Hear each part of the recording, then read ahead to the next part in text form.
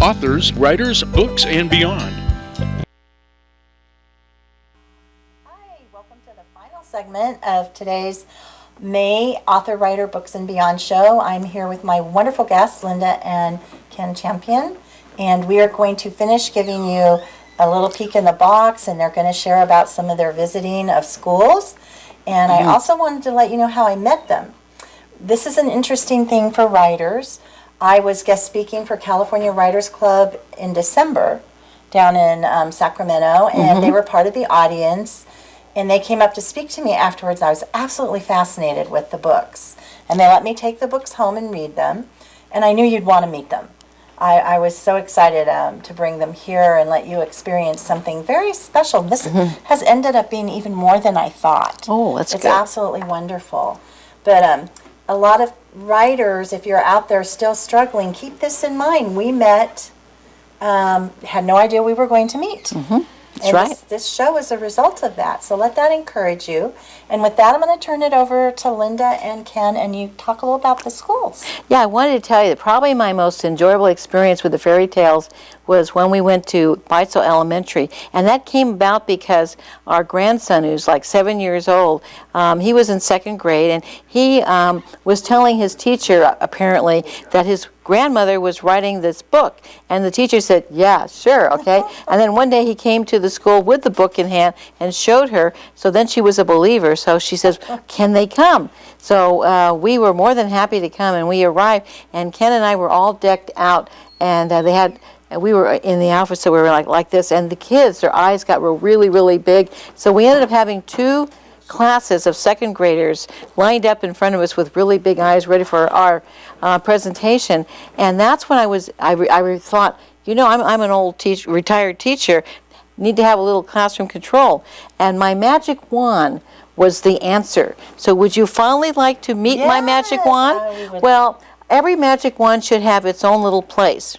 And so my magic wand has a magic wand box like this.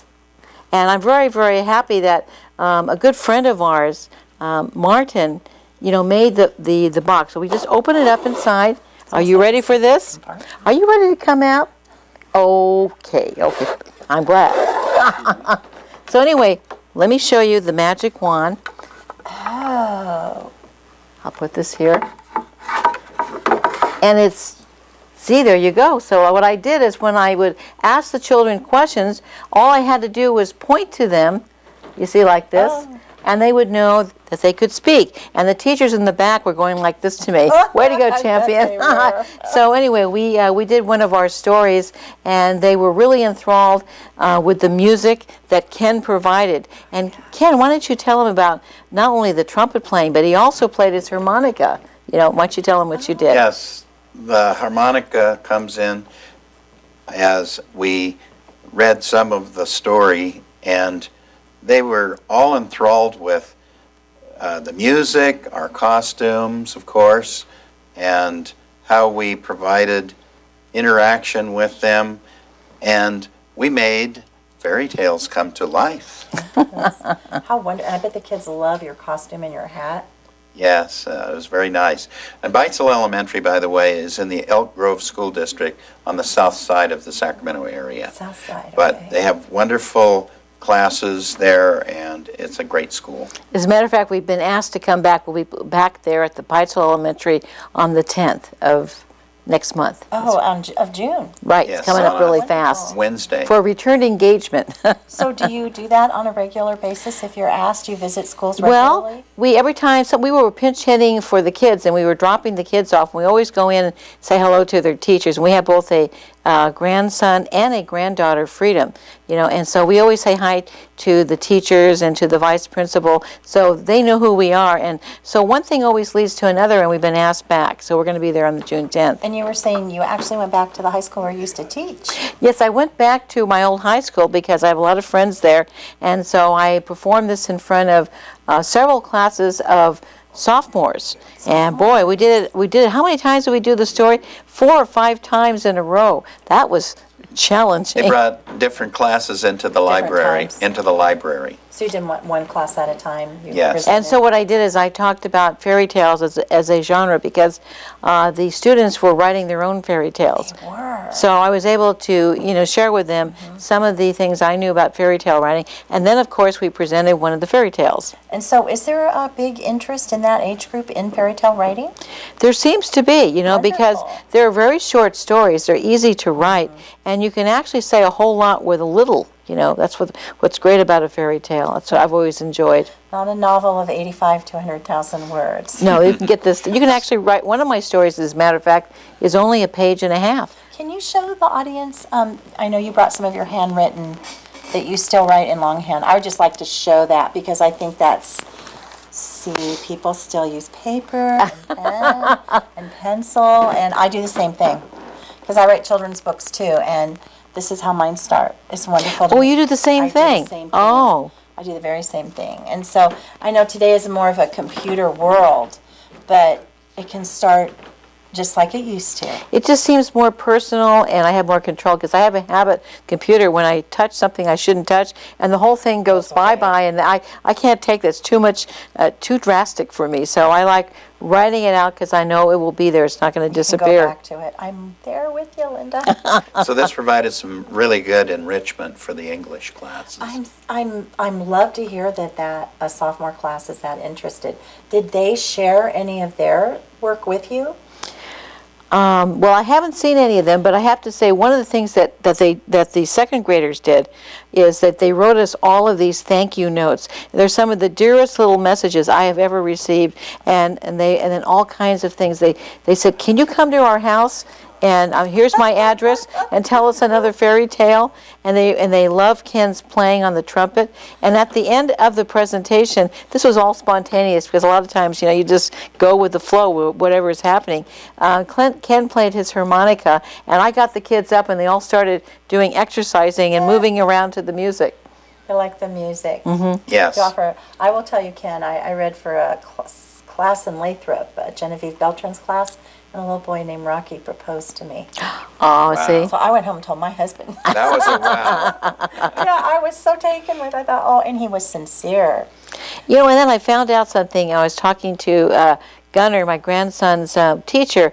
I had no idea that he felt the way he did about my fairy tales. And she said that when he gets his work done, he goes over and he sits down in a corner and he rereads my stories.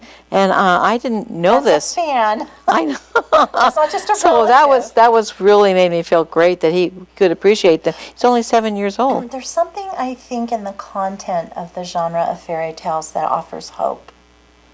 That's right. Not all writing genres offer hope. Fairy tales, pretty generally, they don't all end happily ever after. That's true. But there is, I think, in a lot of years anyway, there's a hope. There's a message of hope. Well, I really wanted to convey to people that even if you've lost everything, you can still come back. If you have yourself, you can come back and you can start a whole new life.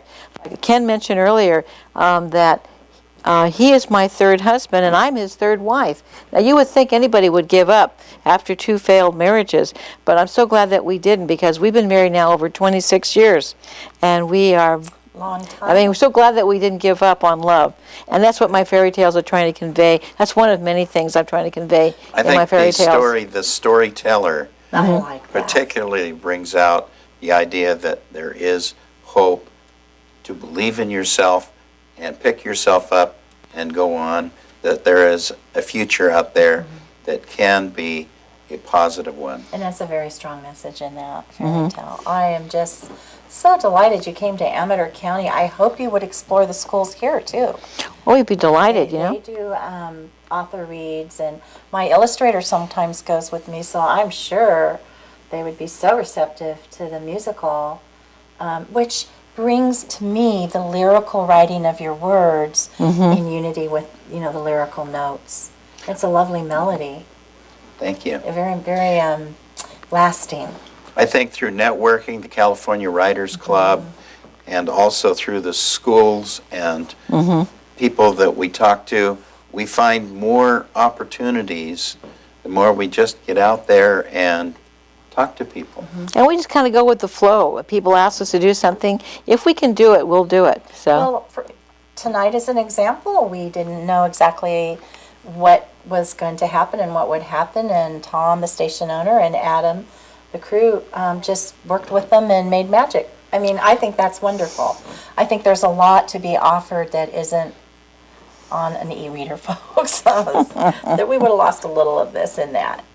So again, I'm going to thank you. I have a couple announcements to end with, but I do a amateur writers annual children's reading. I would love to have you come up for it. oh, we'd be delighted. It's That's after sure. school starts up in September again. The Sure. kids would just love you.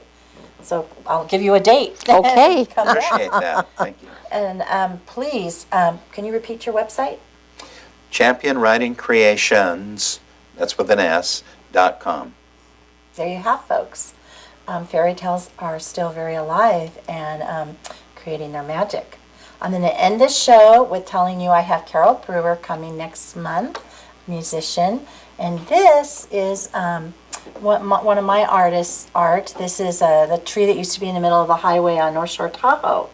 I believe it was taken down in 94, 95, and I'm doing the Tahoe City Wine Walk, Tahoe, and this is my 5th year doing it. And I will be the following day in Truckee at the Bookshelf bookstore for Family Fun Day, Oh, reading my Blake Sisters books. So if you can go, that's before the next show, June 20th and 21st. And then lastly, John Cluette was a guest here twice. His book is out. If you can make the launch in Bristol, London on the 6th, please do. The Second Child, I was privileged to be a part of the critique of this. Another TSPN TV guest that has just proudly made his way in the writing world. So thank you again, wonderful TV viewers. Thank you so much, both of you, for sharing not your hearts, too. Thank you very much. It showed. our Thank you pleasure. for having us. Thank you for coming. And goodbye, everybody. We hope you enjoyed it. Let them know. Bye-bye. Bye-bye.